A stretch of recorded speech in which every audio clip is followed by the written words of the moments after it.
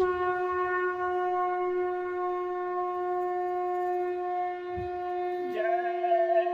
गुरुदेव। जय गुरुदेव।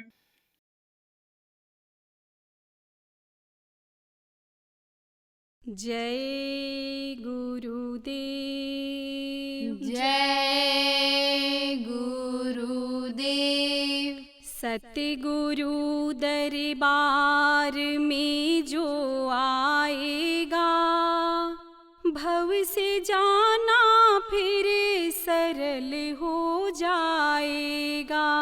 सतगुरु दरबार में जो आएगा, भव से जाना फिर सरल हो जाएगा। सोया प्राणी नींद में तो हर घड़ी, सोया प्राणी नींद में तू हर घड़ी। श्वास की टूटे न जाने कब लड़ी, श्वास की टूटे न जाने कब लड़ी। विषयों में कब तक यूं ही लुटवाएगा, भव से जाना फिर सरल हो जाएगा। विषयों में कब तक यूं ही लुटवाएगा, भव से जाना फिर सरल हो जाएगा।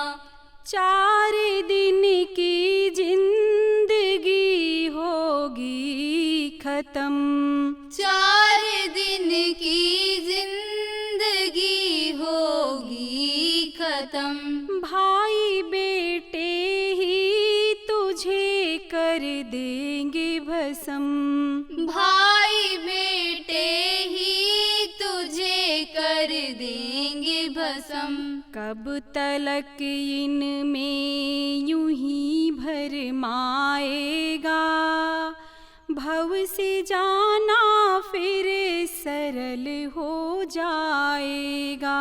कब तलक इनमें यूं ही भरमाएगा, भव से जाना फिर सरल हो जाएगा। कर ले नर्तन की हिफाजत वक्त है, कर ले नर्तन की हिफाजत वक्त है। नहीं तो 84 का चक्कर सख्त है, नहीं तो 84 का चक्कर सख्त है। बाद में तू फिर बहुत पछताएगा, भव से जाना फिर सरल हो जाएगा।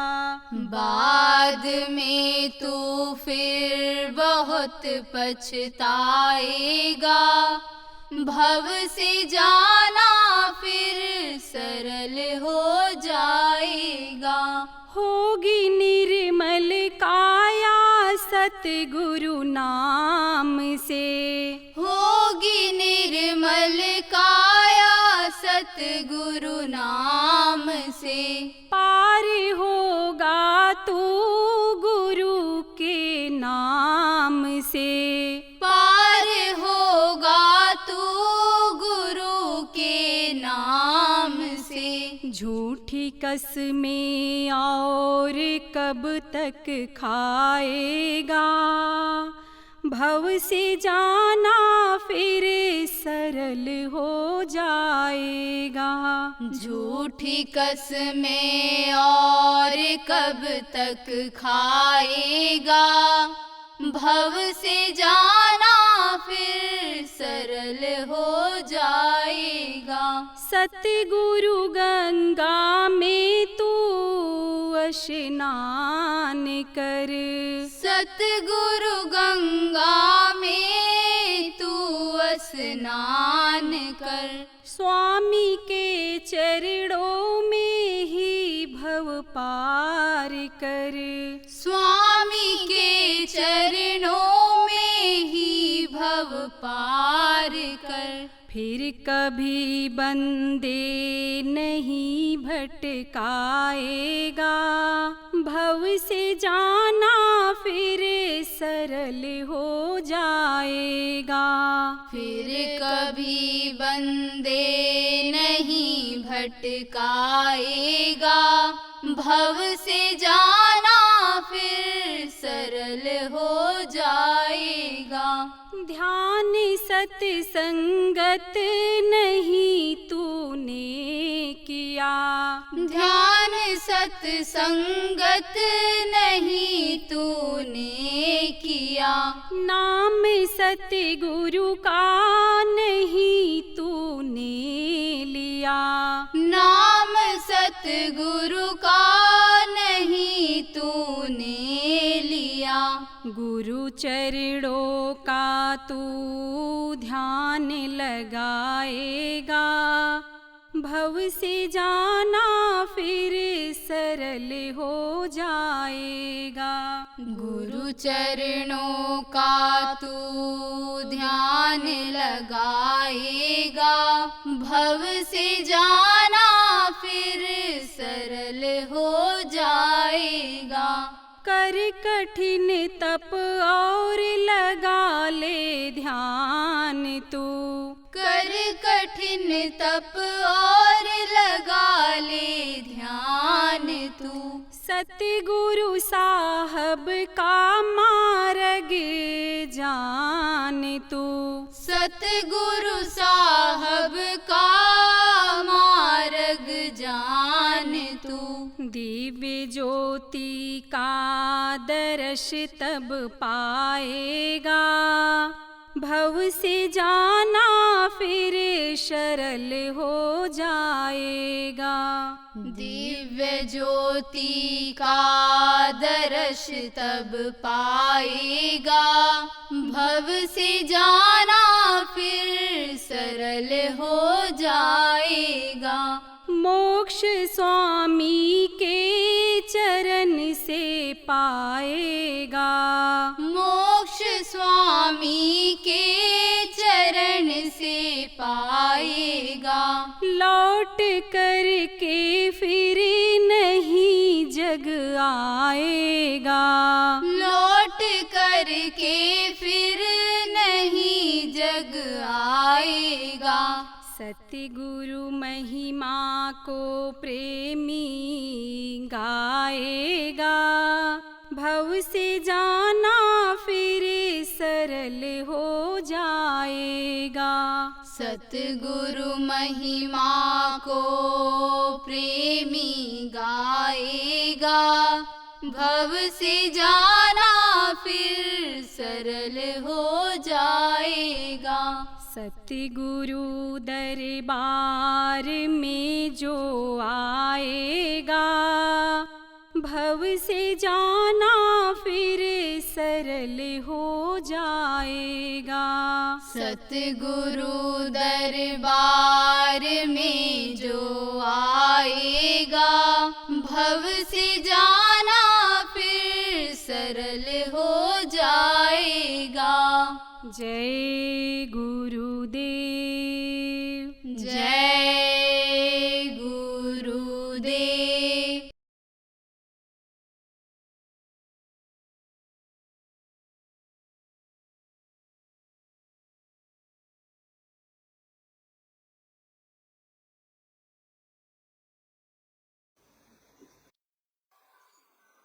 भारत धर्मपरायण देश सदैव से रहा है। क्यों? क्योंकि इस भूमि पर जन्म लेकर के महात्माओं ने, संतों ने लोगों को दिशा दिया, जीने का, खाने का, हर तरह की चीजों को बताने का, आगे बढ़ने का, तरक्की करने का दिशा दिया है। आँख से कहते हो कि ओझल हो गए। आँख के ओट ये चीज है। ओट किसको कहते हैं? जैसे हम आप सामने बैठे हैं, अब अगर ऐसे हाथ लगा लिया जाए, इस तरह से ऐसे लगा दिया जाए, तो आप हमको नहीं देख पाओगे और हम आपको नहीं देख पाएंगे इन चर्म चक्षुओं से। तो जो इन आंखों से चीज नहीं दिखाई पड़ती है, उसको कहते हैं ये ओट में है। भान भी हुआ लोगों को, ज्ञान भी हुआ लोगों को, इससे आगे भी कोई चीज है। जैसे वेद में है नियत नियत, इसके आगे भी कुछ है।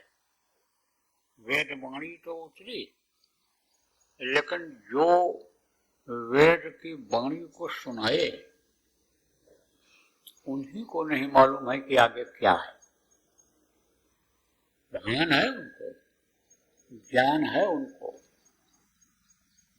लेकिन देख नहीं पा रहे। जैसे यह ज्ञान हो जाता है कि सूरज में गर्मी है, अब कोई घर में बैठा रहे तो गर्मी का तो अनुभव करेगा, लेकिन सूरज को देख नहीं पाएगा। घर से अगर बाहर निकल करके आ जाए, ओट से अलग हो जाए, सामने आ जाए सूरज के, तो सूरज की गर्मी भी मिलने लग जाएगी और सूरज दिखाई भी पड़ जाएगा। तो संत जो हुए हैं वो त्रिकालदर्शी तो हुए ही हैं, लेकिन दिव्य दृष्टि खुलवाने वाले, परखाने वाले भी हुए हैं।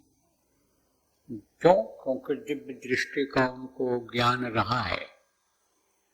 तो प्रेमियों, आप पुराने जो सत्संगी हो, इस चीज को समझते हो कि इन दोनों आंखों के अलावा भी एक आंख है जो जीवात्मा में है, जिससे इन बाहरी आंखों से जो चीजें नहीं देखी जा सकती हैं उससे वो देख ली जाती हैं, उससे वो दिखाई पड़ती हैं। जो इन आंखों से ओट में है वो चीज दिखाई पड़ जाती है। ऐसे दिव्य दृष्टि वाले बहुत से संत हुए हैं जिनकी खुली हुई थी और उन्होंने पीछे का भी देखा, सामने का भी देखा और आने वाले समय को भी देखा, और इस मृत्यु लोक की चीजों को तो देखा ही देखा, ऊपरी लोकों की चीजों को भी उन्होंने देखा। गहराई से हर चीज को उन्होंने जाना और समझा, क्योंकि गहराई में कोई चीज जो होती है वो ऊपर से जल्दी दिखाई नहीं पड़ती है। ऐसे ही संतों में गोस्वामी जी महाराज हुए हैं जिन्होंने रामचरितमानस लिखा था। रामचरितमानस में उन्होंने लिखा है, कर्म प्रधान विश्व रच राखा, जो जस कीन सो तस फल चाखा। कर्म के वश में सभी लोग हैं, जितने भी, चाहे महात्मा रहे हों, ऋषि मुनि रहे हों, चाहे राजा महाराजा, चाहे योगी रहे हों, चाहे अवतारिक शक्तियां रही हों, चाहे संत ही क्यों न रहे हों, लेकिन जो मनुष्य शरीर में थे वो सब कर्मों के घेरे में रहे हैं और कर्मों के घेरे में ही उनको जो जीवन में तकलीफें आई वो कर्मों के घेरे में ही आई, भोगनी पड़ी उसको, चाहे अपने लिए हो और चाहे दूसरों के लिए हो। संतों ने जो भी कर्म लिया दूसरे का लिया, लेकिन भोगना पड़ा कर्मों को, उनको भी अपने शरीर से। कर्मों का बड़ा जटिल विधान, और कर्म के चक्कर में अच्छे पड़ गए। अब आप ये सोचो कि एक बार हम गुरु के पास पहुंच गए तो हमारे कर्म धुल गए। तो धुलता तो है लेकिन फिर गंदगी आ जाती है। और धुलने में भी अगर वो ये देखते हैं कि भगत अन्य समय लो टिक नहीं पाएगा, तब धीरे धीरे धोते हैं। देखो लड़के को मैल जमती है, मैल जम जाती है, जब नहाता धोता नहीं है तो चमड़ी के ऊपर मैल जम जाती है। तब उसको एक बार अगर कस के रगड़ दो तो दूर भगेगा। फिर प्यार के लिए बुलाओगे तो भी नहीं आएगा। और धीरे धीरे रोज रोज धो तो साफ हो जाता है। तो एक दिन धो देने से सफाई नहीं होती है, बार बार धोना पड़ता है। अब अगर कोई ये सोच ले कि हम नहा लिए और हमारी मैल धुल गई, साफ हो गया, तो वो भूल और भ्रम में पड़ जाता है। देखो ब्रह्म धुलाई हो गई, मान लो जैसे मैल जमा है पैर, हाथ में पैर में अंदर जमा है, और नहा लिया, नहला दिया बच्चे को और कपड़ा पहना दिया, तो वो तो समझेगा कि हम साफ हो गए। लेकिन अंदर तो गंदगी रहे, मैल अंदर जमी रहेगी। मोटे तौर से आप ये समझो कि जैसे पानी होता है तो पानी के ऊपर मैल होती है, तो पानी के नीचे मैल होती है। तो ऊपर की मैल को क्या कहते हैं? काई कहते हैं। उसको ये काई जमा है, पानी उसमें नहीं दिखाई पड़ता है क्योंकि वो मैल ऊपर जमा रहती है। और एक मैल ऐसी होती है जो पानी के नीचे रहती है, जिसको आप कीचड़ कहते हो। वही कीचड़ जब सड़ जाता है, वही मिट्टी जब सड़ जाती है तो गंदगी बदबू आने लग जाती है। उस तालाब के किनारे से निकलोगे, जहाँ की मिट्टी सड़ गई है तो बदबू आएगी। पानी भी दिखेगा, पानी भी रहेगा, लेकिन गंदगी अंदर अगर रहेगी तो बदबू आएगी। ऐसे ही ये मैल जो होती है किसकी? कर्मों की, वो नीचे जमा हो जाती है। वो मैल जमा कैसे होती है? कर्म यानी बनते कैसे हैं? ये कर्म इंद्रियों से बनते हैं। कर्म इंद्रियां कौन सी हैं? या मुंह है, आंख है, कान है, ये सब जो नीचे का सुराख है, इससे कर्म बन जाते हैं। तो वो जो कर्म बनते हैं, जो मानव को नहीं करना चाहिए, मनुष्य को नहीं करना चाहिए, वो जब कर डालता है तो वो कर्म अंदर में जमा हो जाता है। वो इन बाहरी आंखों से नहीं दिखाई पड़ता है। जैसे आदमी कर्म करते समय वो अपने को भूल जाता है कि हम क्या कर रहे हैं। ये ज्ञान अगर उसको नहीं हुआ, बुद्धि सही नहीं हुई, तो यही मन चित्त से अनुचिंतन नहीं करने देता है, मन करवा देता है। तो काम करते समय, कर्म करते समय आदमी उसी सुख में मशगूल रह जाता है, अनुभव नहीं कर पाता। तो वो कर्म जो है जमा हो जाते हैं। कहाँ जमा हो जाते हैं? अंतःकरण में जमा हो जाते हैं। जब सत्संग में जीव जाते हैं, तो कर्म उसमें कटते हैं, कर्मों की सफाई होती है। लेकिन जैसे आप सेवा करने के लिए यहाँ मंदिर में आए हो, अब यहाँ आपको कुछ सुनने को भी मिल जा रहा है और आपको सेवा भी मिल जा रही है। अब इससे आपके कर्म कटेंगे, तो आपके कर्म कटेंगे तो आपको हल्का महसूस होगा। घर पर जब थे आप लोग अपने को ही देखिए तो इतना सुकून, इतनी शांति नहीं महसूस करते थे। उनको तकलीफ बराबर बनी रहती थी। यहाँ थोड़ी राहत मिली तकलीफों में तो आप अच्छा महसूस कर रहे हो। अब यहाँ से जब आप लौटोगे, यहाँ से जब आप जाओगे और ये समझ लोगे कि हम बिल्कुल निर्मल हो गए और हम बिल्कुल साफ हो गए और हम सेवा करके आए, हमारा मन अच्छा हो गया, भजन में भी हम बैठे, ध्यान में भी बैठे, रुकने लगा मन, थोड़ा अच्छा लगा अंदर में, लेकिन यहाँ से जाने के बाद जब आप भूल जाओगे उसको, किसको? ये परमार्थी सेवा भूल जाओगे। ये जो सेवा आप कर रहे हो ये अपने लिए कम और दूसरों के लिए ज्यादा कर रहे हो। कैसे? जैसे मंदिर बन रहा है, जगह मृतलोक है, जाना सबको है, हम आप भी चले जाएंगे, लेकिन गुरु की दया रही तो ये मंदिर रहेगा और यहाँ पर लोग आएंगे, बहुत से लोग आएंगे, बैठेंगे, ध्यान भजन करेंगे। आप ये समझो उसका लाभ मिलेगा कि नहीं मिलेगा? मिलेगा उसका लाभ। तो आप ये सोचो कि भाई हम सेवा करके आए, अब हम निर्मल हो गए, अब हम सेवा नहीं करेंगे, अब हम भजन यानी समझो नहीं करेंगे, हम तो वहां करके आए, तब आप गफलत में हो जाओगे, आप भ्रम में पड़ जाओगे। आप समझो कि अगर आप यानी इधर से हटोगे तो क्या होगा?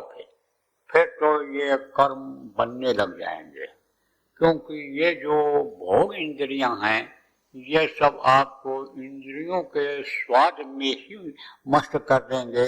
जैसे कुछ समय पहले थे, गुरु के पास आने से पहले थे, उसी तरह से हो जाओगे और उसी तरह से कर्म करने लगोगे।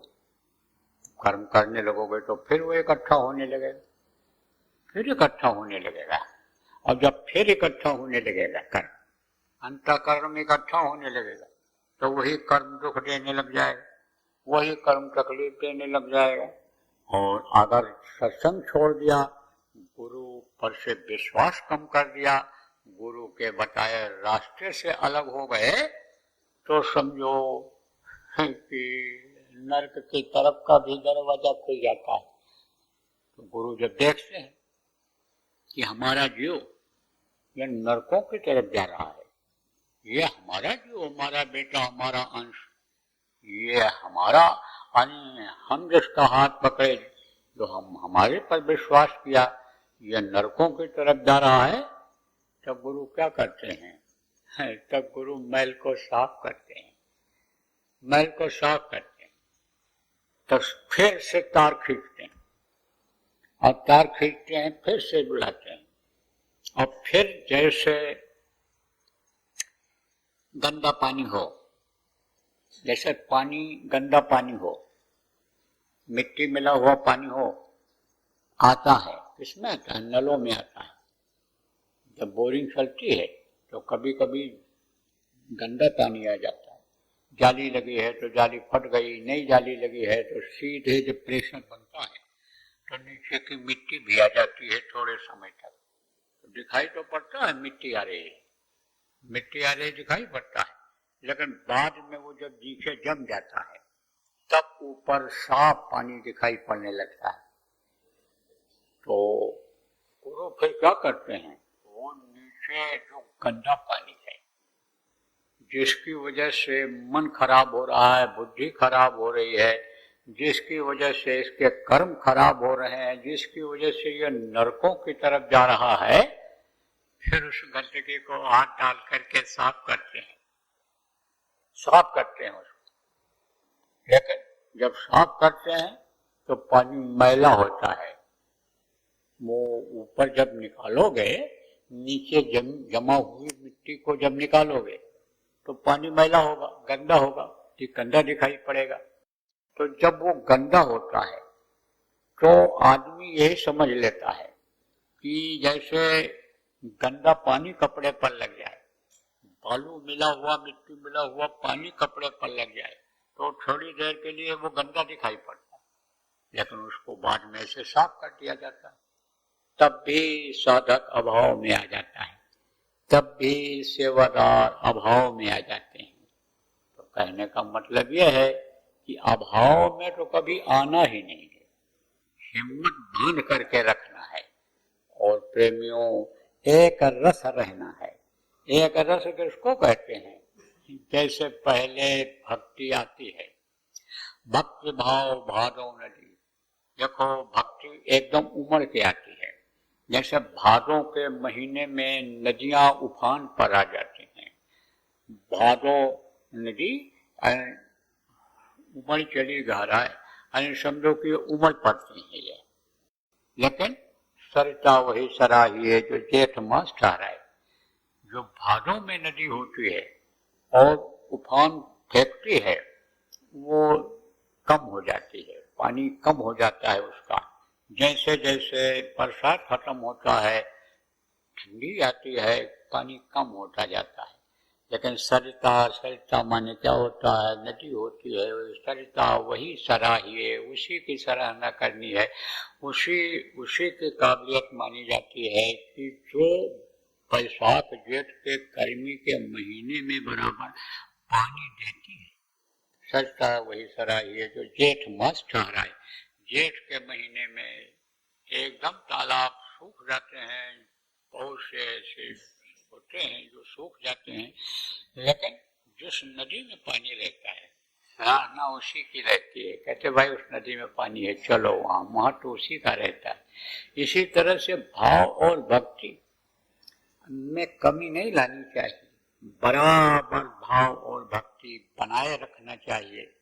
उम्मीद करना चाहिए, विश्वास करना चाहिए।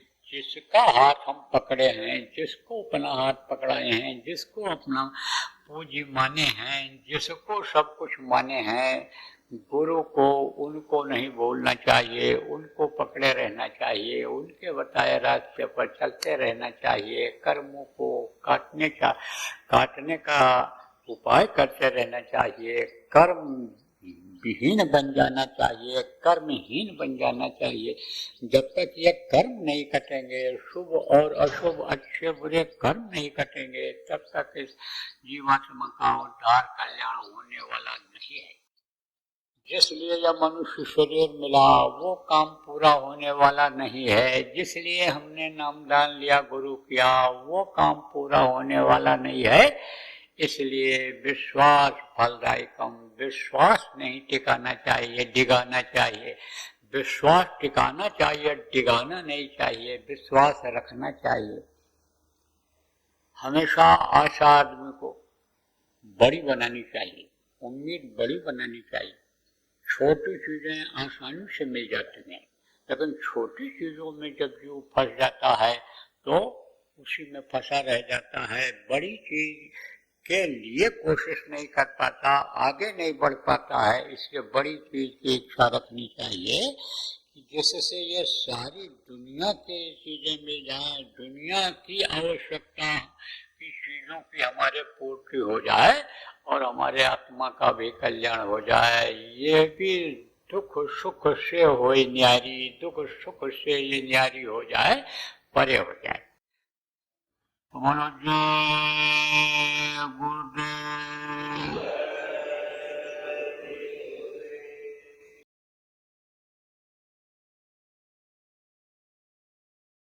योजना जो भी बनाए हो इसको लागू करो, इसको बढ़ाओ और एक धार्मिक वातावरण तैयार कर दो, आध्यात्मिक वातावरण तैयार कर दो, शाकाहारी नशा मुक्त बना दो लोगों को। आप समझो चरित्रवान लोगों को बना दो। जब ऐसा समाज बन जाएगा तब समझो कि कलयुग पर आपको विजय मिल जाएगी। तब काल माया कुछ नहीं कर पाएगा। जब आपके अंदर निर्मलता आ जाएगी, लोगों के अंदर निर्मलता आ जाएगी, गंदगी जब साफ हो जाएगी, तब आप ये समझो कि तन मन से सच्चा रहे और सदगुरु पकड़े बांह। गुरु महाराज जो काम छोड़ करके गए उस काम को पकड़ लो। वही गुरु का बांह पकड़ना हुआ, वही गुरु उसी का बांह पकड़ेंगे। जय गुरुदेव। सरकारी व गैर सरकारी अनुदान के लिए बिना सत्संगियों के सहयोग द्वारा जनहित के कार्यों में लगी हुई बाबा जय गुरुदेव धर्म विकास संस्था का मुख्यालय पिंगलेश्वर रेलवे स्टेशन के सामने मक्सी रोड, उज्जैन, मध्य प्रदेश में है। यहाँ पर सत्संग व नामदान का कार्यक्रम होता रहता है। अतः आप श्रोताओं से अनुरोध है कि बाबा उमाकांत जी महाराज के आश्रम उज्जैन एक बार परिवार सहित जरूर पधारिएगा। आपके सुझाव के लिए व्हाट्सएप नंबर 9575600700। जय गुरुदेव, जय गुरुदेव।